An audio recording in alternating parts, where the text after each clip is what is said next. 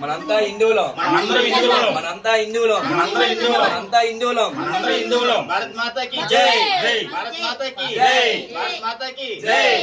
జై శ్రీరామ్, జై శ్రీరామ్, జై శ్రీరామ్, జై శ్రీరామ్, జై శ్రీరామ్. విశాఖపట్నం. ఎంతమంది ఇక్కడ? 7 మంది. అది రెండు డిమాండ్ మనీ నో మనీ. మీరు ఫీడ్బ్యాక్ చెప్పు. మేము విజయనగరం నుంచి వచ్చాము. నిన్న 7వ తారీఖు 7వ నెల 2026వ తారీఖున ఇక్కడికి వచ్చాము. అంతా ఇక్కడంతా లేడీస్కి కానీ బాయ్స్కి కానీ అంతా శుభ్రంగానే ఉంది. ఎటువంటి ఇబ్బంది లేదు, ఎటువంటి మనీ కూడా తీసుకోలేదు. మీ పేరు? మా పేరు నాగరాజు.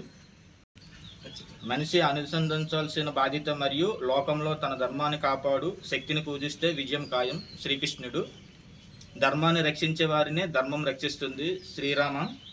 అందుకే మనల్ని రక్షించుకోవడం మన కర్తవ్యం. పాశ్చాత్య సంస్కృతి నుండి హిందూ ధర్మాన్ని నిలబెట్టగల పార్టీకే ఓటు వేయండి. తమిళనాడులో కాంచీపురంలో ఉచిత బస్సు కోసం హిందూ ధర్మసత్రాన్ని సంప్రదించండి.